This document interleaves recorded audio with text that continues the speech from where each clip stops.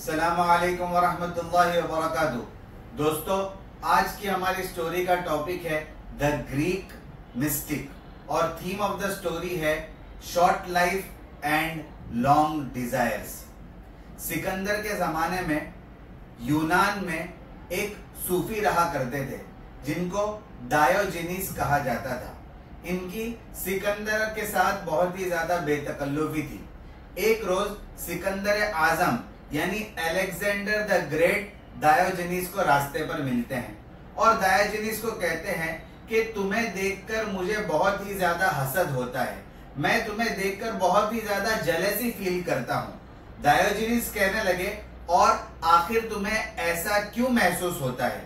सिकंदर कहने लगे कि मैं जब भी तुम्हें देखता हूं हमेशा खुशी की हालत में देखता हूं, दुख तुम्हें छू कर भी नहीं गुजरता है और तुम्हारे चेहरे पर एक अजीब किस्म का सुकून और इत्मीनान नजर आता है, जबकि मैं हमेशा फिक्रमंद रहता हूं।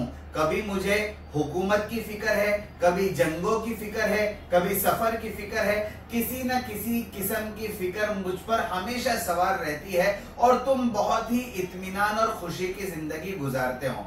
अगर ऊपर वाला मुझे दोबारा नई जिंदगी देगा तो मैं उससे ये आरजू और तमन्ना करूंगा कि मुझे डायोजेनिस बनाकर इस दुनिया में भेजे। डायोजेनिस जो बहुत ही ज्यादा अक्लमंद और होशियार थे, सिकंदर से कहने लगे, अगर वाकईतन तुम्हें मेरे जैसी जिंदगी गुजारनी है तो उसके लिए तुम्हें दोबारा जिंदा होने की जरूरत नहीं है, बल्कि तुम इसी जिंदगी में मेरी तरह जिंदगी गुजार सकते हो। चलो मेरे साथ और मेरी तरह रहने लगो, तुम्हें और किसी चीज की फिक्र करने की जरूरत नहीं है। सिकंदर कहने लगे, तुम्हारी बात तो ठीक है, लेकिन अभी मेरी आरजू और तमन्ना ये है कि मैं पूरी दुनिया को फतह कर लूं। एक मर्तबा जब मेरा ये काम हो जाएगा तो फिर मैं तुम्हारे पास आऊंगा और फिर हम इसके बारे में बात करेंगे।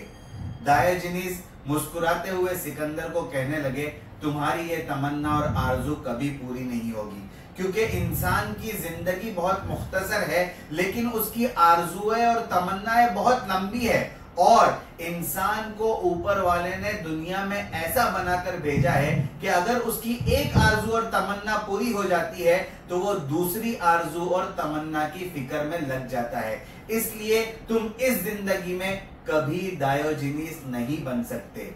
और हुआ भी ऐसा ही। डायोजेनिस से बात करने के बाद सिकंदर एक सफर पर निकले और कई छोटे बड़े मुल्कों को फतह करने के बाद वो दोबारा यूनान यानी ग्रीस की तरफ जब वापस आ रहे थे, अभी सिर्फ 24 घंटे का सफर बाकी था। सिकंदर अपने इलाके में पहुंचने वाले थे और उस वक्त उनको एक मोहलिक बीमारी ने आ पकड़ा। हकीमों ने बहुत कोशिश की कि किसी तरीके से सिकंदर की जान बच जाए। सिकंदर आखिरी वक्त में हकीमों के सामने गिड़गिड़ा रहे थे और वो कह रहे थे, कम से कम मुझे 24 घंटे की जिंदगी बख्श दो, मेरा इलाज इतना कर दो कि मैं 24 घंटे तक जिंदगी मेरी बाकी रह जाए और मैं अपनी वालिदा को जाकर, मैंने अपनी अम्मी को जाकर ग्रीस में यूनान में मिल लूं, क्योंकि मैंने उससे वादा किया था कि मैं दोबारा वापस आकर तुमसे जरूर मिलूंगा। लेकिन हकीमों ने कहा कि एक फानी आदमी जो दुनिया में फना होने वाला है उसको कभी किसी से वादा नहीं करना चाहिए, क्योंकि कब उसकी जिंदगी आकर खत्म हो जाएगी, कब जिंदगी जो है खत्म हो जाएगी और मौत आकर उसको दबोच लेगी, इसका किसी को इल्म नहीं है। आखिरकार उस सफर में सिकंदर जो है इस दुनिया से कूच कर जाते हैं और आखिरी वक्त में ये वसीयत कर जाते हैं कि मुझे मरते वक्त इस तरीके से रास्ते से ले जाना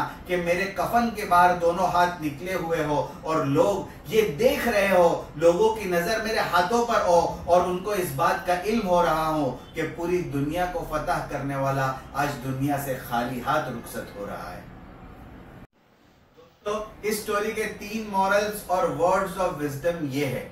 नंबर 1, सिकंदर की मौत के पूरे मंजर को शायर ने 2 लाइनों में बहुत ही खूबसूरत अंदाज में पिरोया है। शायर कहते हैं, मौत ने जमाने को क्या समा दिखा डाला, मौत ने जमाने को क्या समा दिखा डाला, कैसे कैसे रुस्तम को खाक में मिला डाला। याद रख सिकंदर के हौसले तो आली थे, याद रख सिकंदर के हौसले तो आली थे, जब गया वो दुनिया से दोनों हाथ खाली थे। उर्दू का बहुत ही मशहूर मुहावरा है जिसको मैं बार बार बयान किया करता हूँ कि जिंदगी को जरूरतों के मुताबिक जिया करो, ख्वाहिशात के मुताबिक नहीं, क्योंकि जरूरतें दुनिया में फकीरों की भी पूरी हो जाती है और ख्वाहिशात बादशाहों की भी अधूरी रह जाती है। नंबर 3, दुनिया को फतह कर लेने का जुनून और ज्यादा से ज्यादा मटीरियलिस्टिक चीजों को हासिल करने का पागलपन, ये आज के जमाने की पैदावार नहीं है, बल्कि इसकी असल बहुत पुरानी है।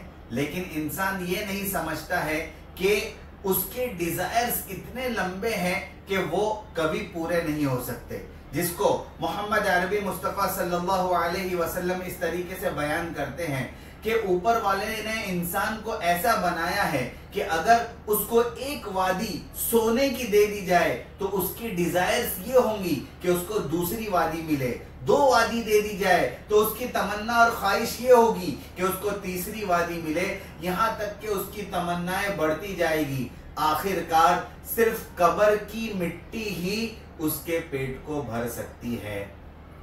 दोस्तों, शॉर्ट लाइफ और लॉन्ग डिजायर्स के टॉपिक पर 3 अच्छी बुक्स के नाम, उनके ऑथर्स के नाम और पब्लिशिंग डेट ये है।